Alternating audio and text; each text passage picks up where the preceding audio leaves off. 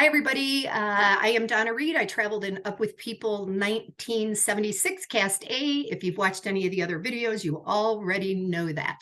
And I'm in the Cactus Lounge, which happens to be my son's guest room. Thus, Hugh Grant behind me in a crown. I'm not sure why that's happening, but I am here today as a follow-up to an interview that I did, I'm going to guess a couple months ago now with Derek and Randall. You guys want to raise your hands so we remind who you are? Okay. And at that point, they told me that they had been golfing together for 32 or 33 years and that your spouses bought into this. And then you guys bought into golf courses and you were, and the golf courses were in Maine, which is where you were when I interviewed you. So this follow-up, everybody, is because they are in Belgium. And from what I recall, whoever won the year before hosts the next one. And so I'm going to go through and have those who were not on the first interview introduce themselves. Greg, right? Correct. Let's start with you. Okay. I'm Greg Ronitz-Baker, cast A91. Interviewed in time I traveled. I was from Maine. No staff years. Okay. And Greg, is that how you guys wound up with the golf course in Maine? Actually, no. It flipped. Randy and I flipped locations at one point where I was in Colorado and he actually moved to Maine. Originally, he was from Wyoming, so we kind of traded spaces. And he'd been there ever since. So he's about up for his membership for his Mainer card. So I lost mine by leaving the state. After a few decades, you can earn yours if you're from away. You're a Mainer. I love that. Michiganian, Ohio. Okay, fun. All right. And then Mike? Dan. Dan. That's my brother's name. I should remember that. See, I'm not going to remember. Go, Dan. It's all good. So I'm Dan Prusel, also cast A91. And I grew up in an Up With People family. So I'm the youngest of four. My brother traveled. He was cast E 1979. My sister traveled. She was cast A 1984. And another sister traveled, cast A 1989. Wow. We've been hosting Up With People students ever since I can remember. As a young kid, I would be the one out there getting the autographs from the drummer. I was a drummer in high school, so I was always amazed at the shows. And so I grew up with People and interviewed in upstate New York. I'm from Elmira, Okay. and ended up traveling with these fellas.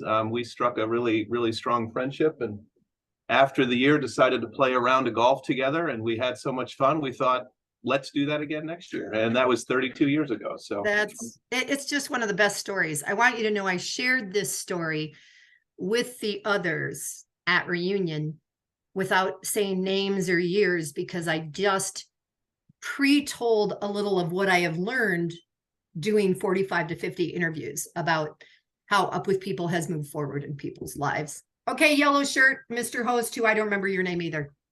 All right, Michael Schooling. I'm originally Michael. from California. Okay. Cast A91, and I've been traveling around a bit lately. I'm currently living in Brussels, Belgium. Okay. Viewed when I was a junior year abroad in Aberdeen, Scotland. Fun. Yep. So now you speak English, Scottish, French, and Flemish? Actually, I'm pretty lousy at languages, so I'm sticking with English right now. I'm trying to balance first. I don't think anybody speaks Scottish, really, unless you were born there. So, welcome. Thank you. All right. Blue shirt. My name is Berkeley Breen. I traveled in Cast A91. I interviewed in my hometown of Kingston, Ontario, Canada.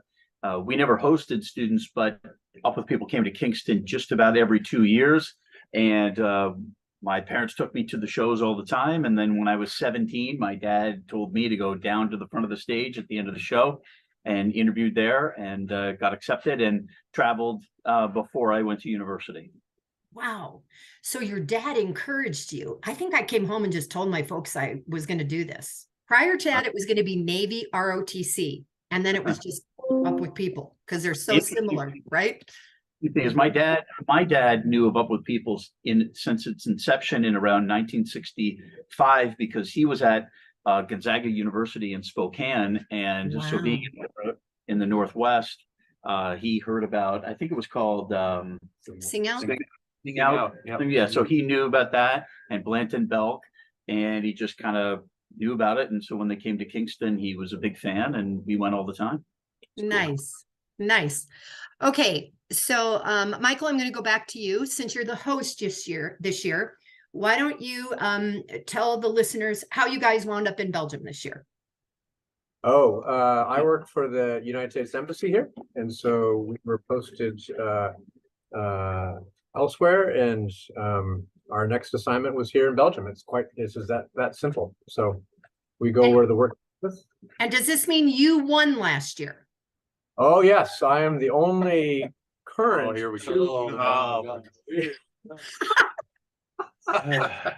Whatever you're going to say, they've heard it. Okay, tell the rest of us. Yeah. I repeat one, which has not been done since we started using handicaps. Now I've since renounced that title clearly for this tournament because I am way behind after day one. Donna, we played our first round out of two for a 2-day tournament today. Way. I was assuming that you had played today, and that's why we were doing this evening. So that means that you won and hosted the year before. Is that what I'm hearing? That's correct. And where were you at that point? We were in Lake Elsinore, California, Northern California. Okay, wow, from Northern California to back to Brussels. He likes to make us. Yeah. Who's ahead right now? Greg is. by a lot. By a lot? And Yeah. okay, the last time I played golf was 1977 when Jack Nicklaus and Chichi Rodriguez were playing. So tell me what by a lot means. 9. He's up by 8. Up by 8. Up by 8. Okay. And so that means that if you win or if you do as well tomorrow, next year you'll play in where? Where do you live now? I live in Connecticut. Okay. Okay. So Either being in the Northeast, depends if we, might play on the courses we own because it's right there, or I have a summer place that they haven't seen yet, or there's a course that we've been talking about years for playing. So I okay. could give up hosting duties and plan at a different place somewhere else. So I told Randall and Derek that Maine is one of the states that I've never been to, and they're like, you should go to them. I know it's not on the way. I am driving through Kansas tomorrow for the 400th time, because every time I cross the United States, I go through Kansas, right? But it's a destination, not a drive-through. Yeah, absolutely. Okay, so Berkeley, the guys mentioned the first time I talked to them that you guys have some traditions, and one of them is do you guys have a weird prize that you give to somebody or something that you carry around? A couple. Yeah, a couple. Okay. Of the winner of the tournament wins a jacket and a trophy. I think Randy's going to get the trophy. Okay. The jacket started out as this undersized plaid jacket. Anybody who watched WKRP in Cincinnati would know it was a Herb Tarlick jacket. Right. And since then, I mean, Michael won it the first time we had the jacket, and that's all it was just the jacket. And every year after that, the winner has added something to it. So now it weighs about It's about 20 pounds. 20 pounds, Yeah. and it's full of regalia. And this is the trophy that they win. There's all the names you can see over the years. Oh, fun. Yep. Explain the top. Are you gonna like, Michael should explain the top. No, Derek started the Derek top. started. has it got something in it in the cup? It has various mementos from the years past. All balls, tees. broken tees. Yep. Minus It- one.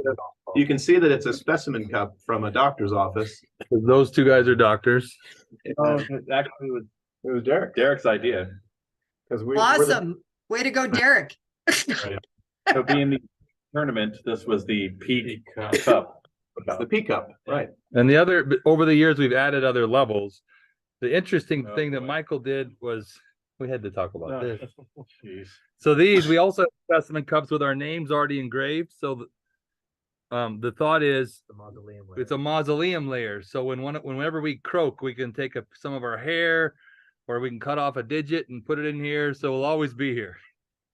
Like, Cut off a digit and wow. Wow. Okay. It even lights up from the bottom. It's too dark to see that. But Why does this I can see it. It kind of is like a lava lamp, only not. So, wow. Okay. You guys have been very creative, and I can't believe that then. So now whoever wins, do you have to haul it back with you to the States?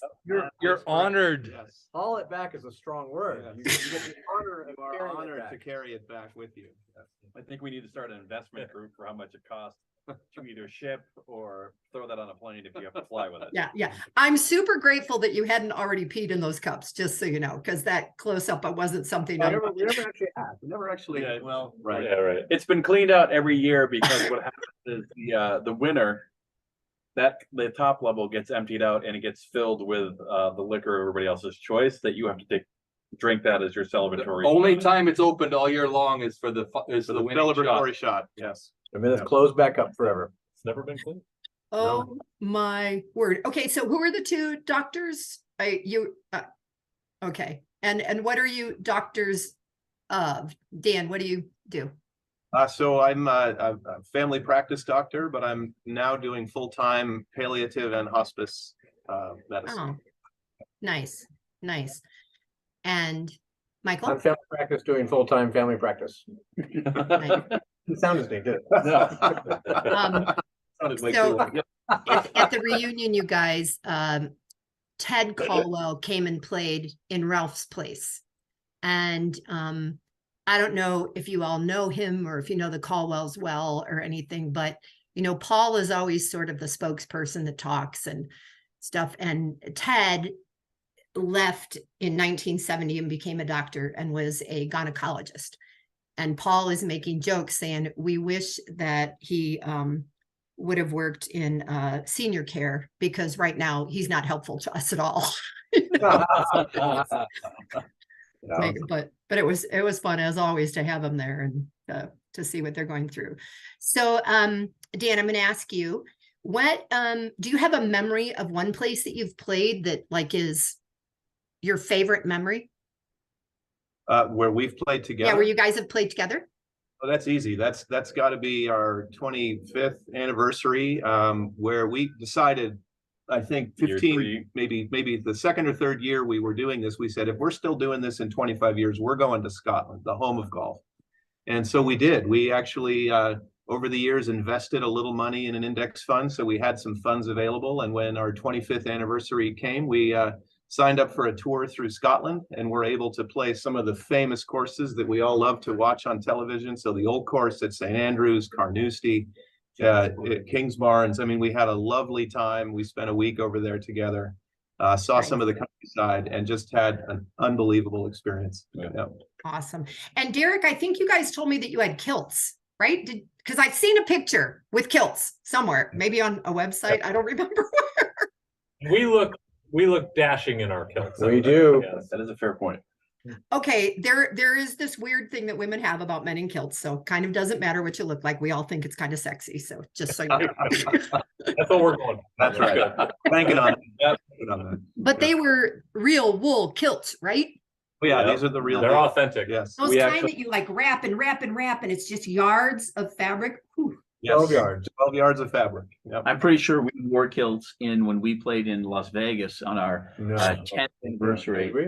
No Yeah. kilts there. No, Did we not? we made it. We made a. We made a temperature rule. It was above 80 degrees, no way, No, because no. we almost dropped a couple times. Yeah. It's like 85, 90% humidity. I mean, once they start, Randy's kilt starts dropping, then It's not pretty. Yeah, no, yeah, yeah. It becomes a bikini kilt and you're wearing a Speedo underneath or something. So, You hope. Yeah, We, but we we- can't, can't talk about Can't talk something. about Can't talk about it. yeah, that's We the, did that's play- the we part did that play nobody Pebble Beach knows. in our kilts. Yeah, We did play Pebble Beach in our kilts. Yeah, yeah, that's true. You would never have done it in Scottsdale this weekend. It was. No. Although someone from my cast who loves golf, he flew out early and he sent me a picture of him on the golf course in Scottsdale. And I'm like, I didn't actually exit the hotel the whole time I was there. I didn't even walk outside because I already knew it was 110 or 15 degrees. So crazy. Oh, by the way, I'm wearing my reunion t-shirt. Hey, all right. Yeah, reunion volunteer t-shirt. So, um,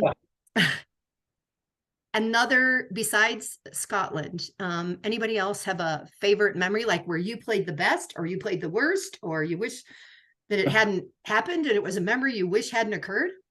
Uh, for me, the first time I won, because I think I only won from endurance, because it was an 8-hour round of golf outside the Rose Bowl in Right, Pasadena. Pasadena. Oh, yeah, so long. It ended in the, Hot. Yeah, Oh, the slowest round ever.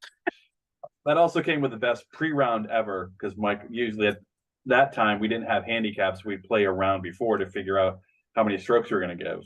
Oh, And he showed up at the first course to play, and it was It turned out to be a putt-putt, I think. a mini golf course. miniature golf course. Yeah, but they didn't really advertise that on the website or whatever they advertised at Yellow Pages. They booked me a tee time, which was nice of them. We have this great picture of Derek teeing it up with a driver on the first hole. Big windmill Big in front of windmill, it. yeah. that would be my kind of game. You either make it through the windmill or you don't, and then all over. It's over. So, from an international perspective, did Americans, did you fly over a day or two early? Like, have you been there a couple days to acclimate to the time change? Yep.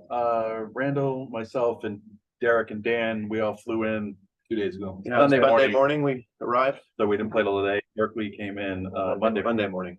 Okay. So Okay. I can't imagine getting there and then, oh, we're going to golf, you know? like what's today? Yeah. Oh, Tuesday.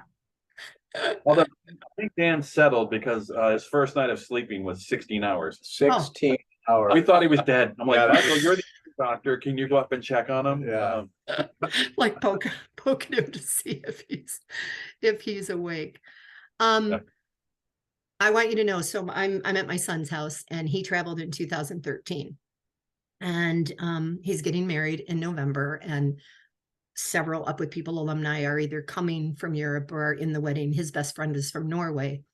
But when I told him I was doing this follow-up with you guys, he goes, you know, ever since you told us about this, they're a big Dungeons and Dragon group, and they're super good friends, and they've been playing together now for 7 or 8 years. And he said, we are literally thinking, what can we do? What can we do? Could we create a business? What can we do together that we all like? That will keep us connected, and that's because of you guys. So, All right. That's really cool. That's really yeah, cool. yeah. I thought it sounded to me like they might make booze, which There's nothing wrong with that. Someone's you know. got to do it. Yeah. Okay. So we're gonna you all have a drink. Yeah. Cheers. Cheers. Thank you guys. Cheers. Prost. Whatever you say. Yeah. Where you are. I appreciate it. I'm not going to go on and on. I will ask, does anyone have anything that you might say the new cast of Up With People, which is only about 30 kids, they're called Voices, have left for Mexico City and should have arrived in Mexico City today. And they are 18 to 24 years old, really representative. There's very few Americans actually in the group, so very global. What might you say to a young person who's considering a gap year or pre-college or whatever, knowing full well that we don't know exactly what this program is, but what would you say to someone about what Up With People has done for you in your life? Anybody want to interject? That I can tell you that it was probably the best preparation I had for university. Absolutely, hands down. And it's created 5 amazing friends for my entire life. That's neat. Anybody else? Anything to add? Yeah, I mean, for me, I went the year after I graduated college. So it was interesting because it's been very foundational for a lot of the way I think, whether it be in business or managing people of different backgrounds and that kind of stuff. So it's just, it always throws people because you're just a guy from Maine living in Connecticut. And it's weird where your perspective comes from because you're able to tap into friends when you're either talking about something that's very difficult, but you have a place that you trust to be able to have that conversation. Not everybody gets that. So trying to recreate that or have that for yourself, it's important. Yeah. Yeah. Agreed. I guess I would say that in today, what I see today is that people don't leave home even if they're physically away. And we tend to go to colleges or do groups that were of like people, and Up With People for us, I think, had a diversity amongst it that maybe made us from small states, physical population, small states or countries to think about things that you didn't think about otherwise, and force you to think about, well, why do I believe certain things? So beyond the friendships, which is priceless, and some of the great places to go, I think it also, I would suggest try not to be on your electronics too much, because for us, we had to get the postage, things mailed to us 30 days.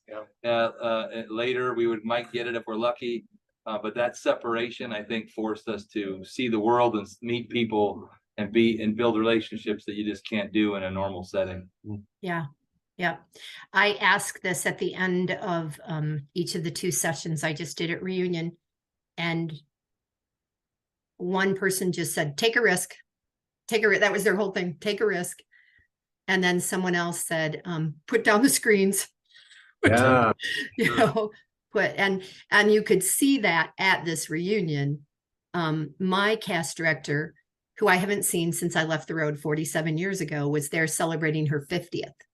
And we had 20 minutes in a coffee line. And she said, my 6 best friends in the entire world are from this group 50 years ago. Oh, that's great. You know, you're kind of telling the same stories. So anyway, awesome. All right, I will end this. I hope you have a good night. I love that it's still light outside in Europe. In Arizona, it would be dark by now. And I will upload it. Could you do me a favor, and either Rendell or Derek, who I have on Facebook Messenger, will you send me everybody's name spelled correctly so that I can put it on when I upload it, and then I'll let you know when I make it live on. So thanks, Donna, for doing this. What a Thank you great, very what a much. great Yeah. set of stories you're telling. Thank you. Yeah, it's awesome. I'm having a blast and learning amazing things. So Right. super fun, super fun. All right. Nice to meet you all. I'm going to end the recording. Thank you.